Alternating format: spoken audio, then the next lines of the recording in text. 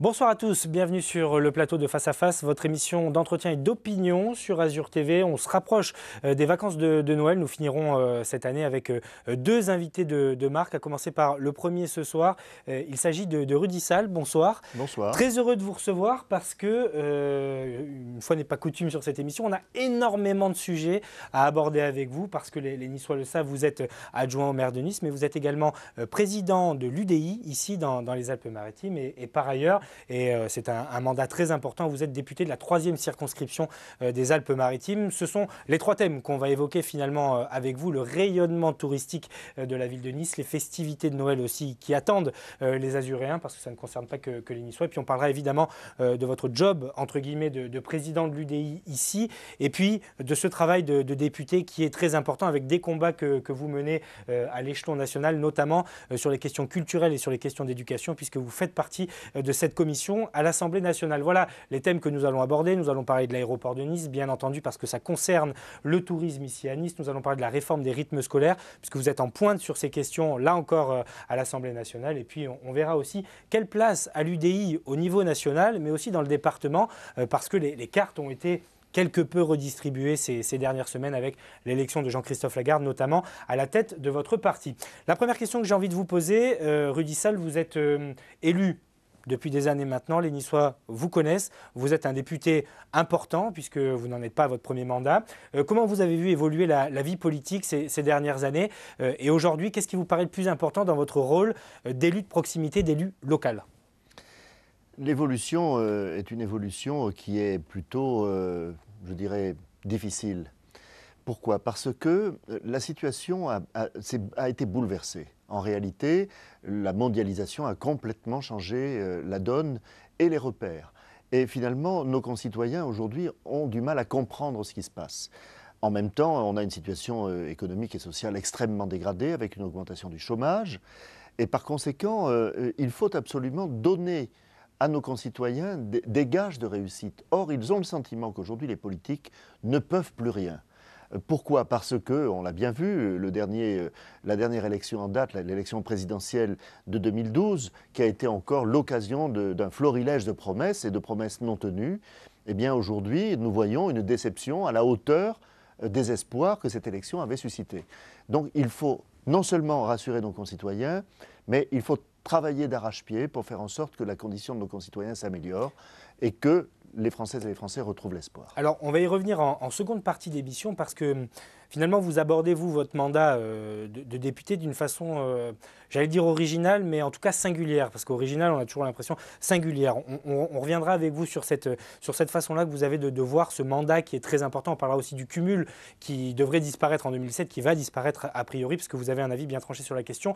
Mais je voudrais d'abord qu'on parle de Nice pour commencer, parce que nous sommes en pleine période de Noël, parce que vous avez inauguré un très beau marché de Noël avec cette reconstitution tout à fait incroyable et réussie du casino Jeté Promenade. On a souvent tendance à parler de la Côte d'Azur comme une région qui mise beaucoup sur son carnaval et ensuite sur sa saison d'été. Mais finalement, la période de Noël est aussi charnière pour notre territoire. Vous savez, on est devenu une ville, une destination importante, pas simplement l'été maintenant, mais tout au long de l'année. Là aussi, les habitudes ont changé. Il y a maintenant des séjours beaucoup plus courts et des séjours qui sont des séjours urbains. Il y a aujourd'hui un tourisme urbain qui s'est développé et Nice s'est positionné comme une des destinations phares dans ce tourisme urbain. Nous nous en sommes donné les moyens. Un exemple, on parle beaucoup aujourd'hui de l'ouverture des magasins de dimanche, ceci fait débat dans le pays, mais il y a une loi qui autorise les magasins à ouvrir le dimanche. Et pour cela, le maire de Nice, Christian Estrosi, a tout de suite fait délibérer le conseil municipal en créant une zone touristique qui permet l'ouverture des magasins de dimanche. Pour vous, ça paraît, pour la Côte d'Azur, c'est une évidence même. Mais c'est une évidence pour tout le monde, c'est une évidence pour la Côte d'Azur, c'est une évidence pour les Niçois qui ont envie de faire leur shopping le dimanche, c'est une évidence aussi pour les touristes qui viennent faire du shopping à Nice le dimanche. Eh bien, pour vous donner un exemple, les Galeries Lafayette ont le dimanche à peu près 65% de la clientèle qui est une clientèle étrangère. Donc ce n'est pas une clientèle qui vient faire concurrence au commerce traditionnel. Ce sont des gens qui viennent à Nice faire du shopping. Et nous avons ainsi développé une politique événementielle extrêmement importante, puisqu'on est passé d'à peu près 500 événements par an à 1500 événements par an aujourd'hui. Ces événements drainent énormément de monde, des événements culturels, des événements sportifs, des événements de toute nature, des congrès également. On est une grande destination de congrès, la deuxième destination de congrès française après Paris. Donc tout ça fait qu'aujourd'hui, nous avons un solde extrêmement positif dans l'activité touristique, malgré une période de crise où on voit un certain nombre de destinations souffrir. C'est une ville-monde aujourd'hui, Nice. C'est une ville-monde, c'est une destination internationale. On a la chance que Nice a une notoriété internationale et une image positive dans le monde. Il reste à mettre derrière cette notoriété et cette image des événements qui font que nous sommes de plus en plus attractifs. Alors, à Noël, pour aller vite, parce que vous allez voir, après, on va partir sur des sujets qui sont aussi importants, parce qu'il y a aussi des vraies prises de position ici à Nice, avec des échanges internationaux qui se développent. Mais pour être très concret, très terre à terre, c'est vrai que ce marché de Noël, avec les 60 commerçants, les animations qui sont prévues sur la place Garibaldi, les illuminations sur le thème de la Belle Époque, Christian Estrosi, c'était son message, et vous étiez à ses côtés, quand il a inauguré ces illuminations et ces festivités. Chaque année, on essaye de franchir une étape de plus pour concurrencer les plus grandes villes, puisque c'est vrai que les Galeries Lafayette ici aussi jouent le jeu des grandes vitrines illuminées. On est aussi dans ce positionnement-là aujourd'hui à Nice. Oui, il va y avoir aussi une innovation qu'on va inaugurer cette semaine. C'est la réalisation d'un grand spectacle son et lumière sur les façades du Théâtre de Nice, qui vont commencer le 19 décembre et jusqu'à début janvier, avec un spectacle toutes les heures à partir de 18h, 19h, 20h, un spectacle sur la Belle Époque, et puis il y aura probablement d'ailleurs le 31 décembre une animation, un bal sur l'esplanade de la Bourgada devant le Théâtre de Nice, dans la promenade du Paillon, de façon à pouvoir fêter le passage à la nouvelle année dans une ambiance de fête. Alors, dans vos délégations à la ville de Nice, puisque vous êtes un adjoint dans le noyau dur, c'est-à-dire que vous êtes un des adjoints les plus importants, c'est vrai que Christian Estrosi, quand il est arrivé aux affaires, on a senti aussi sa volonté de s'ouvrir à l'international, de réactiver aussi des réseaux et des relations qui existaient notamment avec la Russie. On va parler juste après de Vladimir Poutine et des relations qui sont finalement très différentes entre Nice et entre la France. Ça, c'est un sujet qui interpelle, mais aujourd'hui, Nice a vocation quand même à échanger beaucoup avec les grandes mégalopoles, les grands territoires. Il faut aller chercher des idées à l'étranger et il faut aussi attirer les investisseurs, notamment dans l'éco-vallée. Ça, c'est un enjeu majeur du premier mandat de Christian Estrosi et du second, auquel vous êtes directement lié parce que ce sont les affaires que vous traitez aussi. Écoutez, je vous donne deux exemples.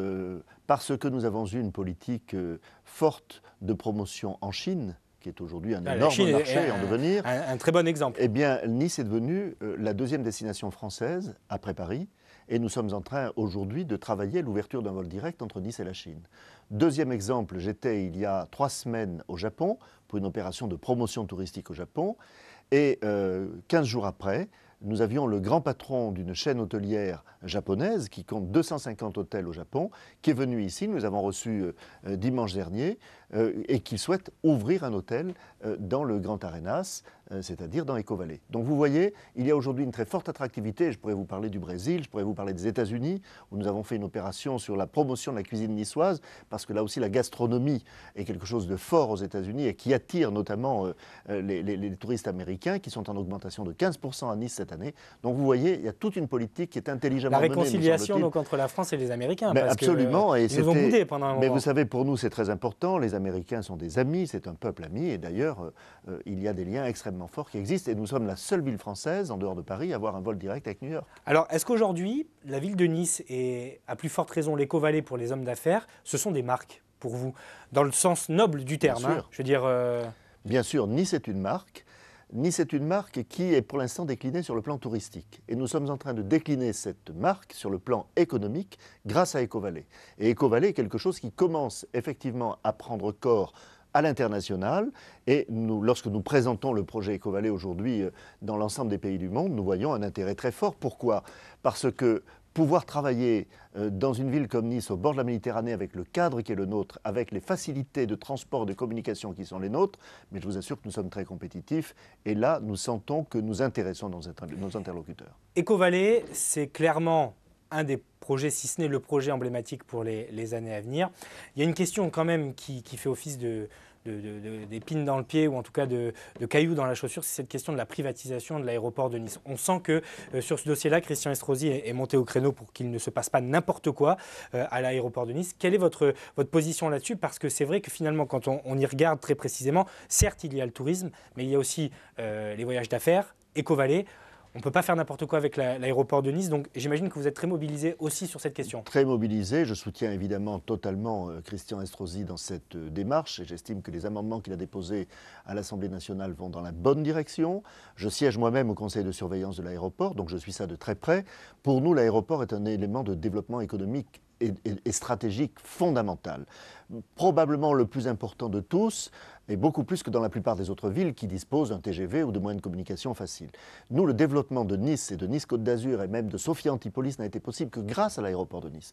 Donc nous voyons bien que si nous n'avons pas la maîtrise de l'aéroport et si des sociétés viennent s'implanter chez nous pour se servir d'une caisse enregistreuse de l'aéroport de Nice, alors ça n'est pas notre combat. Nous avons besoin d'avoir une vraie stratégie économique autour de l'aéroport. C'est la raison pour laquelle nous mènerons ce combat à l'Assemblée nationale. Bernard Kleinhoff, qui est le président de la CCI, qui vous a précédé sur ce fauteuil, disait que la Côte d'Azur ne peut pas vivre sans son aéroport. Absolument. Parce que très mal desservi par le réseau ferré, parce que problème sur l'autoroute, bon, et puis de toute façon, pour les questions économiques et les questions de grands flux touristiques, la voiture est un petit peu dépassée.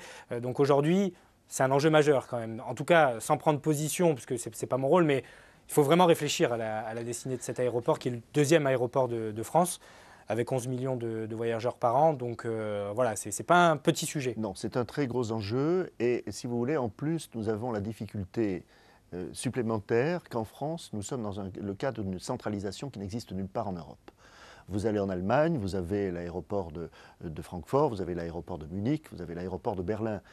Vous avez en Italie Milan et Rome. En Espagne, vous avez Barcelone et Madrid. En France, vous avez Paris, qui concentre tout, et Aéroports de Paris ainsi que la Direction générale de l'aviation civile font en sorte que cette concentration existe et empêche l'ouverture de lignes nouvelles au départ de Nice. Et donc nous devons déverrouiller ce système pour permettre d'avoir à Nice une véritable plateforme internationale, ce qui est notre vocation. Rudy Sall, on va parler juste après le 5 minutes pour convaincre de votre mandat de député, puis on parlera aussi de l'UDI, parce qu'il s'est passé des choses là très récemment avec un nouveau président. On parlera avec vous aussi de la place du parti centriste, à la fois sur la Côte d'Azur, dans les Alpes-Maritimes, mais également en France. Mais pour l'heure, on passe aux 5 minutes pour convaincre.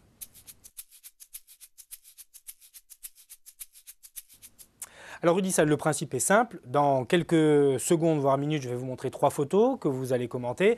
On va commencer par 2 ou 3 questions assez directes. Je vais vous demander des réponses courtes. On va commencer avec l'UDI, même si on va y revenir après. Est-ce qu'aujourd'hui, pour vous, l'UDI a vocation, parti centriste, à être un allié de poids de l'UMP ? Oui, je pense que nous avons besoin d'avoir une opposition ou une majorité qui marche sur ses 2 jambes. Et donc, je ne crois pas au parti unique. C'est la raison pour laquelle je pense qu'à côté de la droite, il faut un centre-droit qui soit équilibré et qui puisse ensemble ratisser beaucoup plus large que ce à quoi nous avons assisté ces dernières années. Aujourd'hui, est-ce que vous pensez que l'élection de Nicolas Sarkozy à la tête de l'UMP est une bonne chose ? Mais écoutez, les militants de l'UMP en ont décidé ainsi, donc c'est une bonne chose. À partir du moment où il a la légitimité, il a fait 65%, il n'y a pas de problème. Il est en train de vouloir restructurer le parti de droite. Eh bien, je m'en réjouis parce que l'UMP était dans une situation extrêmement difficile. C'était mauvais pour tout le monde. Une question un petit peu plus personnelle, mais rassurez-vous, pas rentrer dans la vie privée, mais sur votre évolution, ça fait des années que vous êtes ici, les gens vous identifient. Est-ce que vous vous voyez encore sur le terrain pendant des années? Est-ce que vous avez encore envie de continuer la politique? Est-ce que l'ambiance ne vous a pas un petit peu dégoûté, l'ambiance générale? Je ne parle pas dans le département, mais est-ce qu'aujourd'hui vous avez encore la niaque, entre guillemets? Oui, j'ai toujours la passion et le feu sacré. Et vous savez, je me rends compte à l'Assemblée nationale, et probablement aussi parce que à chaque mandat, j'ai fait des choses différentes. J'ai siégé dans des commissions différentes. Donc, à chaque fois, je me renouvelle dans mon travail parlementaire. Et donc, ce qui évite de faire en sorte que je me lasse. Donc, je ne suis pas lassé et j'ai envie de continuer ce travail. Et tant que j'aurai la passion, je continuerai. Alors, avant de passer aux photos, une petite question piège, parce que je pense qu'à mon avis, vous n'allez pas savoir répondre, mais peut-être le mandat qui vous excite le plus, qui vous galvanise le plus entre votre travail à la mairie de Nice, votre mandat à la mairie de Nice, votre mandat de député et ce statut, ce mandat aussi de président de l'UDI. Ce sont des choses complémentaires, je vous l'accorde, mais Si vous deviez en choisir un, est-ce qu'il y en aurait un qui ressortirait peut-être? De toute évidence, et je vous réponds très volontiers, c'est Nice. Voilà. J'ai fait de la politique depuis toutes ces années parce que c'était à Nice. J'aurais été incapable d'être parachuté où que ce soit. C'est ma ville, j'y suis né, j'y ai grandi.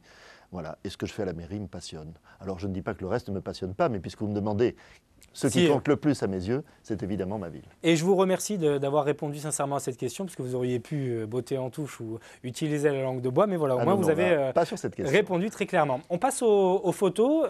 Aurélien va nous montrer la première. Alors, je vous montre Najat Vallaud-Belkacem, la ministre de l'Éducation, parce que vous êtes secrétaire général de la commission culture et éducation à l'Assemblée nationale. Alors, le but du jeu dans ces questions, c'est simplement de vous faire réagir sur ce que vous inspire cette nouvelle ministre de l'Éducation qui n'a pas mis en place la réforme des rythmes scolaires. On va y revenir juste après parce que vous êtes en pointe aussi sur ces questions-là. Mais voilà, en tant que ministre, sur ces valeurs, qu'est-ce que vous avez à dire? Alors écoutez, Najat Vallaud-Belkacem, jolie femme, langue de bois. Pourquoi? Parce que à chaque fois qu'elle vient en commission à l'Assemblée nationale, c'est pour réciter son bréviaire, et quand on lui pose des questions, c'est pour botter en touche. Donc à chaque fois qu'elle vient en commission, on a un peu l'impression de perdre notre temps. Est-ce que vous la considérez comme une idéologue? On lui reproche beaucoup d'être une idéologue. Oui, c'est une idéologue et c'est la voix de son maître. En tout cas, on lui demande de dire ça, elle le dit. Voilà. On n'a pas l'impression qu'il sort quelque chose d'elle-même. Et ça, j'avoue, c'est assez frustrant pour les parlementaires qui sont en face d'elle et qui lui posent des questions. Alors on va reparler de cette histoire de réforme des rythmes scolaires et de ses relations finalement avec la ministre de l'Éducation nationale. Une deuxième photo, parce que... alors, il y a deux questions, en fait, deux réactions sur cette photo. D'abord, Nice Matin. Vous êtes aussi l'un des fervents défenseurs de la PQR.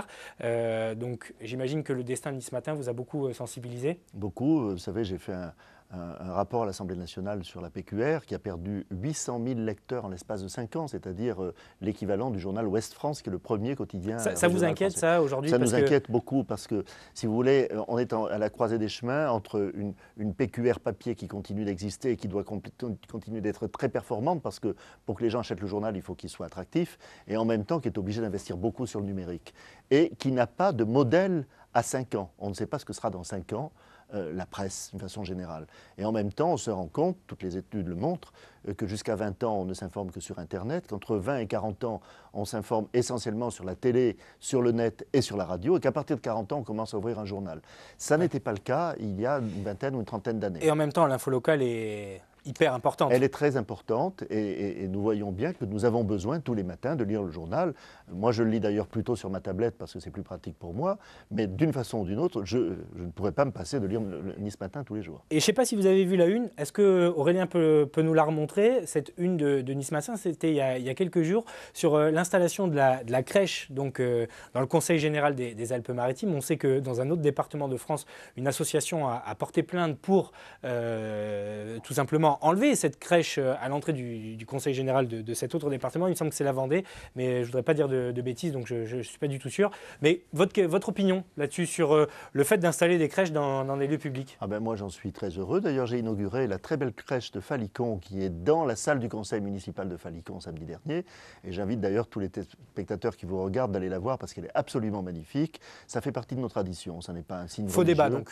C'est un faux débat et moi j'estime que là-dessus on ne doit pas capituler. Nous avons des traditions et on doit les maintenir. Dernière photo de ce 5 minutes pour convaincre, et ça va nous faire la transition avec la deuxième partie de cette émission, parce qu'on va commencer par l'UDI. 3 minutes avant de passer à votre mandat de député. C'est Jean-Christophe Lagarde, le nouveau patron de l'UDI, donc UDI national, qui a remplacé Jean-Louis Borloo, qui était un personnage charismatique. Vous avez plutôt soutenu Hervé Morin. J'ai soutenu Hervé Morin. Voilà, il était venu sur ce plateau. Le temps est à l'Union maintenant. Mais attendez, j'ai soutenu Hervé Morin. Il a été majoritaire dans le département des Alpes-Maritimes. Mais Jean-Christophe Lagarde a été élu. Et nous avions pris toutes les précautions avec les élections sous contrôle d'huissier, etc., pour que tout ça ne soit pas contesté. Il est donc maintenant le président. Il est légitime que je travaille avec lui. Et maintenant, il faut savoir tourner la page. L'élection est terminée. Donc nous devons faire progresser l'UDI. Et nous le ferons avec Jean-Christophe Lagarde et avec toute l'équipe, et avec Hervé Morin, et avec toutes celles et tous ceux qui composent l'UDI. Merci Rudy Sall pour votre franchise sur donc ces questions dans ce 5 minutes pour convaincre. On va reprendre le cours normal de cette interview. Alors, on va rester quand même sur l'UDI parce que c'est vrai que dans les Alpes-Maritimes, on a l'impression que se joue un scénario qui est un petit peu différent du scénario national. C'est-à-dire que Jean-Christophe Lagarde a des propos un petit peu plus nuancés sur l'UMP, sur la collaboration qui peut exister entre les deux partis. Ici, dans les Alpes-Maritimes, il y a une vraie entente. Lauriano Azinerina, qui est également un adjoint de Christian Estrosi UMP, Lauriano Azinerina UDI, vous êtes UDI. On a l'impression qu'ici, les choses sont très claires dans les Alpes-Maritimes. Vous êtes deux forces de droite complémentaires. Nous avons compris depuis longtemps qu'il y a un parti de droite qui est l'UMP, il y a un parti du centre-droit qui est l'UDI, que nous avons besoin les uns des autres et que nous sommes complémentaires. Il se trouve que derrière cela, il y a aussi des hommes, Christian Estrosi, Éric Ciotti au Conseil général, et qu'il y a entre nous une entente et une confiance mutuelle. Vous ne pouvez pas construire quelque chose si vous n'avez pas confiance dans vos interlocuteurs. Et donc, à partir de là, nous savons bâtir des majorités et nous savons gagner des élections. C'est comme ça qu'à la mairie de Nice, par exemple, depuis maintenant plus de 6 ans, eh bien, nous avons une équipe UMP-UDI qui fonctionne très bien. Et d'ailleurs, une fois qu'on est au conseil municipal, on ne sait plus qui est UMP et UDI, mais en tout cas, chacun a des responsabilités et les assume du mieux qu'il sait le faire. Et donc, dans ce climat de confiance, nous avons su bâtir des tandems dans le département qui vont nous permettre de gagner. Aujourd'hui, un parti centriste, c'est quoi? Parce que c'est vrai que quand on suit l'actualité politique et la vie politique, on arrive à faire des différences. Mais est-ce que vous arrivez à concevoir que pour les lecteurs qui s'intéressent à la politique finalement juste au moment où il faut aller voter, on ait quelques difficultés de lisibilité aujourd'hui? Qu'est-ce qui vous différencie du PS et de l'UMP? Ou en tout cas aujourd'hui, voilà, l'ADN d'un parti centriste, c'est quoi? Bon, écoutez, l'ADN de l'UDI, comme était l'ADN de l'UDF d'ailleurs, qui est la famille qui a précédé, c'est un parti libéral, social et européen, et profondément européen. On ne fait pas partie de ceux qui passent leur temps à critiquer l'Europe. Ce n'est pas parce qu'il y a trop d'Europe que la situation de notre pays est difficile. C'est parce que justement, il n'y en a pas assez. Et quand on critique aujourd'hui l'Europe, c'est parce que généralement, on n'a pas une conduite vertueuse en France et qu'on se met en marge de l'Europe. Mais croyez-moi, aujourd'hui, face aux grands ensembles mondiaux que sont les États-Unis, la Chine, l'Inde, le Brésil ou la Russie, eh bien, si on n'organise pas l'Europe et si on ne lui donne pas plus de pouvoir, eh bien, la France sera marginalisée, et ça, je ne le souhaite pas. Alors, on a explosé le temps, pour vous dire la vérité, donc on va supprimer les tweets, puisque je voudrais quand même qu'on parle d'un mandat qui est très très important, parce que là, véritablement, va se jouer un jeu très important pour l'avenir du pays, puisqu'en 2017, le cumul des mandats va être supprimé, c'est-à-dire qu'on ne pourra plus cumuler finalement des mandats locaux de maires, de sénateurs, de députés. Tout ça va devoir cesser. Donc vous, aujourd'hui, votre mandat de député, vous le vivez comment aujourd'hui? Le rôle d'un député pour faire vivre la démocratie, quel est-il? Expliquez-nous un petit peu sur le terrain, concrètement, votre réalité de député. Vous êtes député de la 3e circonscription dans les Alpes-Maritimes. Donc quels sont les enjeux pour vous? C'est un double rôle. Si vous voulez, il y a un rôle à Paris pour discuter la loi, pour voter la loi, pour l'amender. Et puis, il y a un rôle local pour écouter nos concitoyens et faire remonter en permanence ce qui se passe sur le terrain. Et d'ailleurs, moi, je tiens beaucoup à être sur le terrain. Vous savez que je tiens des cartes permanences dans la rue où je reçois 100 rendez-vous parce que j'ai besoin de ce contact avec les femmes et les hommes qui sont dans ma circonscription et qui ont des choses à dire. Et je regrette beaucoup d'ailleurs cette loi sur le cumul des mandats parce qu'on va couper l'Assemblée nationale des maires, des présidents de conseils généraux, des présidents de conseils régionaux qui avaient des propositions importantes à faire, notamment en matière de décentralisation. Quand on voit aujourd'hui les lois de décentralisation, imaginons le jour où il n'y aura plus ni maire, ni président de conseil généraux, ni président de conseil régional. Mais vous, en tant qu'adjoint, vous pourrez garder votre délégation? En tant qu'adjoint, non, je serai obligé de devenir conseiller municipal. Donc vous voyez, on est dans l'hypocrisie la plus totale. Voilà. Mais pour vous, le point qui est quand même essentiel, c'est l'ancrage local. Oui. C'est-à-dire que ce n'est pas une histoire de cumul pour cumuler. C'est que pour vous, ça vous paraît hyper logique finalement d'être maire, d'être adjoint, de capter les doléances des citoyens et d'en faire remonter la substance à l'Assemblée. Tout à fait. Mais encore une fois, on va couper l'Assemblée nationale d'un certain nombre de grands élus qui, sur le terrain, ont des choses à dire et à défendre. Prenez, on a parlé tout à l'heure de l'exemple Si de la droite l'aéroport. revient au pouvoir, là, en 2017, est-ce que pour vous, il faudra abroger ça? Moi, je serais favorable à ce qu'on abroge cette Vous mesure. voterez pour? Maintenant, oui, bien sûr. Mais est-ce que ce sera possible? À partir du moment où on sera aux élections législatives, ça me paraît difficile de voter une loi, même impossible, avant que l'élection législative elle-même n'ait lieu. À moins qu'il y ait d'ici là une dissolution, parce que vous savez, tout est possible. Alors, avant de terminer, deux choses quand même très importantes autour de cette commission à laquelle vous prenez part, donc commission culturelle et commission autour de l'éducation. Il y a deux sujets sur lesquels vous faites l'écho de notre département, la réforme des rythmes scolaires, comme j'imagine beaucoup d'élus de la France entière, et ce qu'on appelle le décret plage, qui est très très perturbant pour les plagistes ici. Est-ce qu'en deux mots, on va commencer par le décret plage, vous pouvez nous rappeler la teneur de ce combat et les enjeux surtout qui sont véhiculés par ça? Le décret plage est un décret de 2006 qui empêche les plages privées de dépasser plus de 20% de l'espace des plages publiques. On a toléré pendant un moment. Hein. Alors ceci étant, aujourd'hui, ces 20% ne sont pas atteints parce qu'il y a des critères extrêmement complexes qui fait qu'on tombe à 17%. Donc tous les ministres ont fermé les yeux en disant restez à 20%. Si on passe de 20% à 17%, à Nice, on supprime 1000 matelas et 50 emplois. Voilà. Donc on est dans l'absurde. Et qui plus est... Donc c'est la volonté de passer en dessous. Absolument. Et ce qui aurait comme conséquence directe ce que vous venez de dire. Qui plus est, on veut empêcher les plages d'ouvrir l'hiver, alors qu'il y a une activité de plage l'hiver pour les restaurants de plage. Et on veut également faire démolir des plages emblématiques comme la plage de la Paloma ou la plage de la Mala. Eh bien, là, je dis, on doit faire des exceptions pour des plages patrimoniales qui ont toujours existé, de façon à pouvoir protéger ces plages qui sont emblématiques de l'activité des plages de la Côte d'Azur. Et comment on mène ce genre de combat? Parce que nous, écoutez, vous savez, en tant que citoyens, on se dit, tant qu'ils ne sont pas au pouvoir, de toute façon, ils n'auront pas la majorité et ils n'auront pas raison. Écoutez, on a discuté avec tous les ministres qui se sont succédés et j'en ai vu beaucoup. Et on est toujours en discussion avec le nouveau ministre qui essaie de montrer de la bonne volonté et qui essaie de trouver des solutions. Bon, eh bien, je le fais à l'Assemblée nationale, Louis Nègre le fait d'ailleurs au Sénat, nous travaillons en tandem sur cette question-là, pour arriver à nos fins. Les ministres nous disent, vous avez raison, il faut qu'on y arrive. Bon, ben écoutez, devant cette bonne volonté, on espère qu'un jour, on arrivera à signer tous ensemble un document. Alors tout à l'heure, vous avez été... pas vraiment entendre avec Najat Vallaud-Belkacem, puisque en gros, vous avez dit que c'était la voix de son maître et c'est vrai que vous avez dit aussi qu'elle utilisait la langue de bois. Pour vous, la réforme des rythmes scolaires, on en a beaucoup parlé, nous, sur Azur TV, ça a été une catastrophe, véritablement. Oui, c'est une catastrophe. Il n'y a pas de la logique politicienne derrière tout ça? Écoutez, d'abord, ça coûte 8 millions d'euros par an aux contribuables niçois. L'État décide, sans débat à l'Assemblée nationale, puisqu'il s'agit d'un décret, et le contribuable local paye. Et ensuite, le contribuable local en veut au maire de devoir augmenter les impôts, ce que le maire de Nice ne fera pas d'ailleurs.